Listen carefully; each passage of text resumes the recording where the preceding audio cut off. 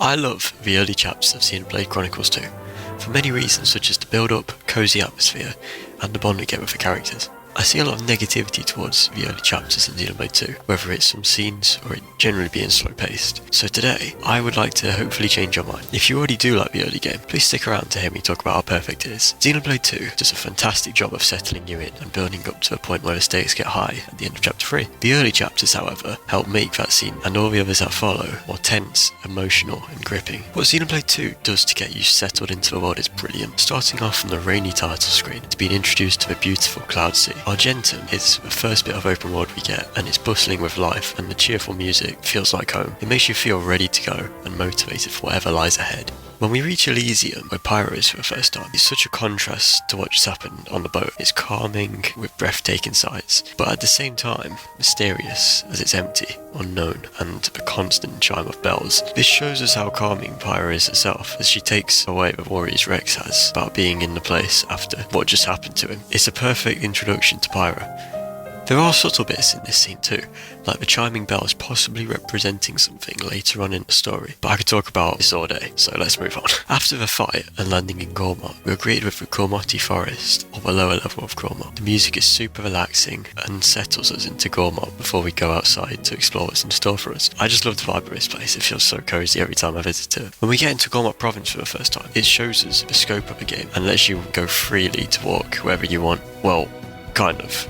The Gongo is there to let you know you shouldn't really go there just yet, and to know not everything will be easy and all rest. The music is mighty sounding to get you ready to explore. On to Torgoth. Torgoth. Where do I start? I adore Torgoth. It's an extremely cozy and wonderful crafted village where you go to settle down while you are currently wanted. First thing that greets you is the music when you're let free to explore it with Pyra in her disguise. It's really relaxing, calm and cozy, which makes it feel just like home. The lighting in the village at night is beautiful, with warm lighting too, which adds to this effect. In the morning, the village turns into a bustling, lively town. You have people walking about and the music being faster with more instruments to show it's a living and breathing village. The reason all this is super important is because it's world building that gets you settled and used to the world before dropping you right into it. It's so detailed to convince you that it's believable people could actually live in this world and to immerse yourself.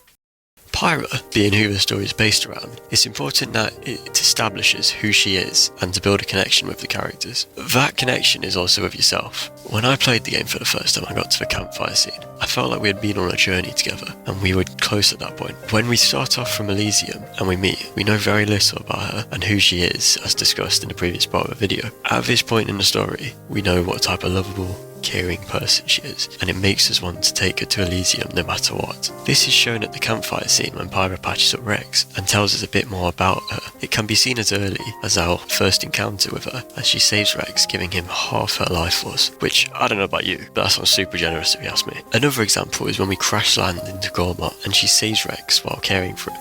Then we've got when she's concerned about the Gormotti father who tries to summon a blade in Torgoth. It shows that she's caring and genuine, building trust. Pyra also offers to sell her earring in Tora's house, which is hugely generous seeing as how much it would sell for. There's also multiple scenes where Pyra seems to be holding on to something she can't say just yet, which is building up to a reveal. All these subtle moments really add up to the campfire scene and build her character. I just love how it's done, and I could defend her character any day. But let's move on, as I could talk about Pyra for England.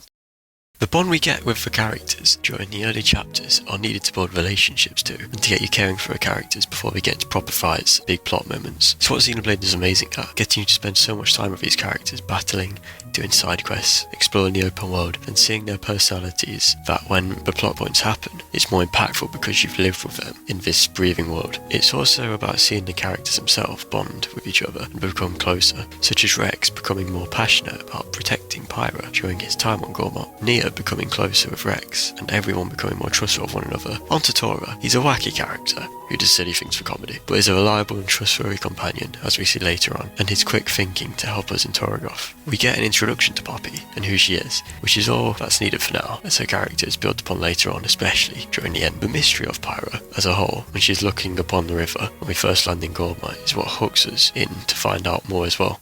This leads us on to the build-up. All of the previous points I spoke about all add up to the rest of the game. It makes everything more intense and gripping, seeing the characters' ups and downs along the way, hearts to hearts, story moments, both intense and calming. The early chapters and this slow beige thing are all important for these reasons. I'll never forget my first playthrough of Xenoblade Chronicles 2, and how great the first chapters hooked me, despite being slower than the rest of the game. It all led to that magnificent ending that will always stay with me. I hope that you found any points in this video to be convincing enough that you will give it a try someday, again if you put it down, or if you've never played it, to try it, as it's an unforgettable experience. Thank you very much for watching if you managed to make it all the way through. If I did miss any points, or you have some of your own, please put them down below in the comments, same as if you disagree with any of my points, as I would be interested to hear what you have to say and why you feel that way. But until next time, see you in the next one.